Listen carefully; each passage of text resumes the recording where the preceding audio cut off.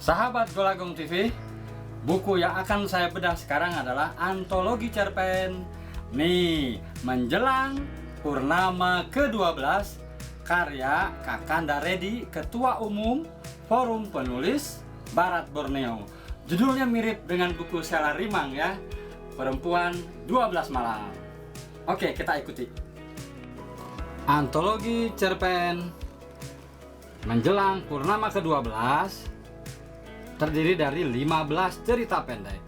Kalau saya bagi temanya di sini ada persoalan seks, persoalan tradisi, persoalan cinta, dan klinik. Nah, ini menarik dari ke-15 cerita pendek ini ya, ditulis oleh Kakanda Reddy. Saya akan memulai membedahnya setelah yang satu ini. Sepatu lusuh, ransel berdebu, jalanan basah, balada Siroy. Dapatkan di seluruh toko buku Gramedia di Indonesia. Segera difilmkan. Atau jika ingin mendapatkan tanda tangan penulisnya, hubungi 08 19 06 31007. Kumpulan cerita pendek Kakanda Reddy yang berjudul Menjelang Purnama ke-12, terbitan Pustaka Aloy ya, itu terbit November 2019. Nah, cerpen pertama, pesan singkat untuk pelacur, berinisial M.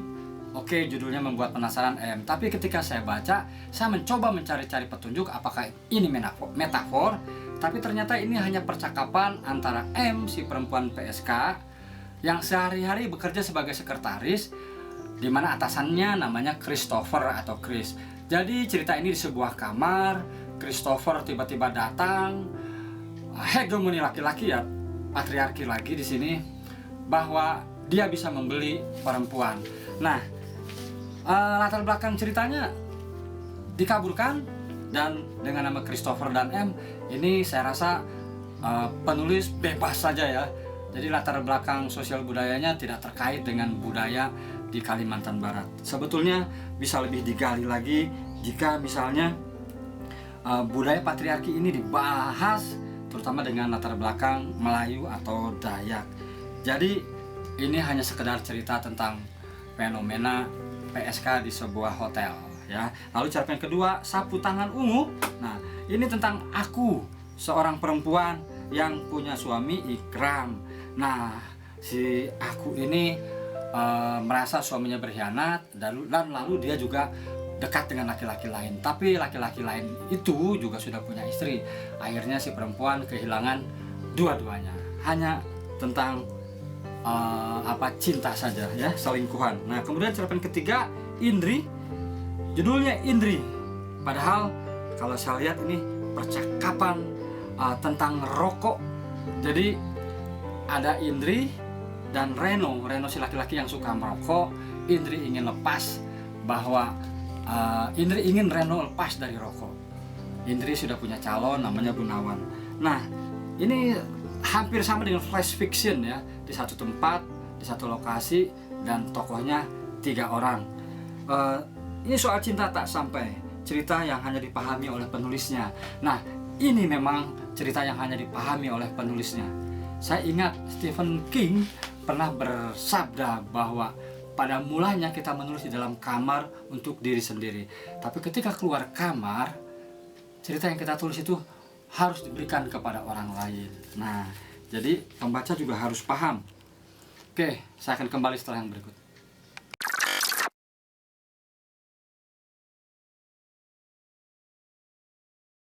Anda mengalami masalah ketika menulis novel?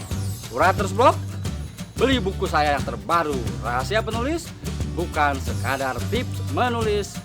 Penerbit Intrans Publishing. Atau hubungi nomor di bawah ini jika ingin mendapatkan tanda tangan saya, penulisnya.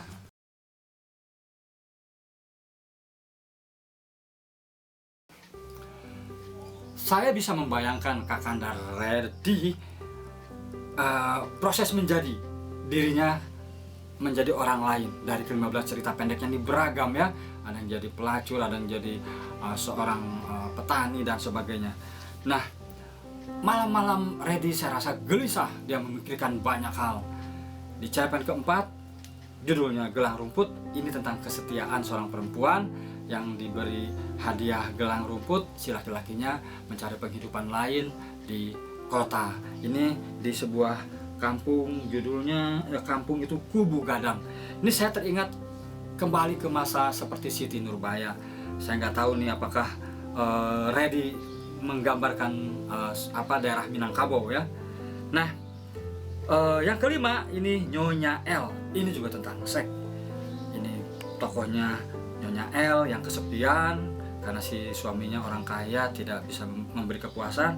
Ternyata tukang kebunnya atau tukang jaganya Jose yang bisa memuaskan nafsunya. Nah, ini hanya perempuan kesepian dan latar belakang sosial budaya juga dikaburkan. Sebetulnya ini akan jadi menarik kalau misalnya dibenturkan dengan latar belakang sosial Dayak atau Melayu di Kalimantan Barat. Jadi cerita-cerita seperti ini udah klise, sebenarnya udah sering ditulis. Nah, Hujan di Mata Bapak ini cerpen terbaik yang saya baca. Jadi Hujan di Mata Bapak ini menceritakan tentang aku ya, aku yang bernama Farhan punya adik namanya Pangat. Jadi di daerah itu ada tokoh informal namanya Pak Bowo, dia berkuasa atas segala hal di kampung itu. Pak Bowo ini naksir ingin menikahi Yuk Fatimah, anak dari bapak ini, kakaknya dari Farhan atau aku, tapi tidak mau. Kemudian sawah si bapak diisolir, tidak dapat irigasi, kerbau juga tidak bisa dipinjami, masyarakat mengisolir dia karena Pak Bowo mengancam. Nah, si Pangat semakin besar, 5 tahun berlalu, dia kemudian beraksi. Dialah yang jadi hero, membunuh Pak Bowo agar dia tidak semena-mena lagi di kampung itu. Diksinya juga menarik, dan ini sering terjadi di Indonesia, persoalan tokoh informal yang kemudian jadi diktator atau sikapnya jadi otoriter.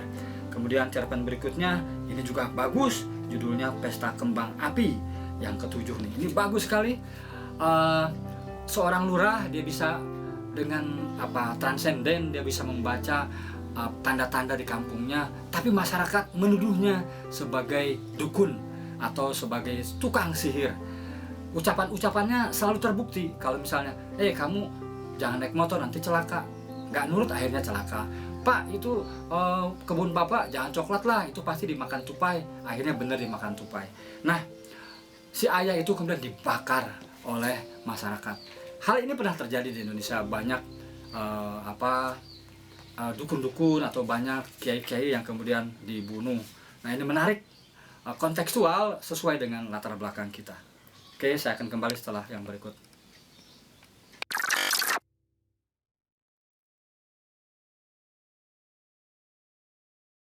Kamu suka puisi? Segera koleksi buku seperti Prajurit Kalah Perang karya saya, terbitan Epigraph. Bisa didapat di marketplace kesayangan Anda.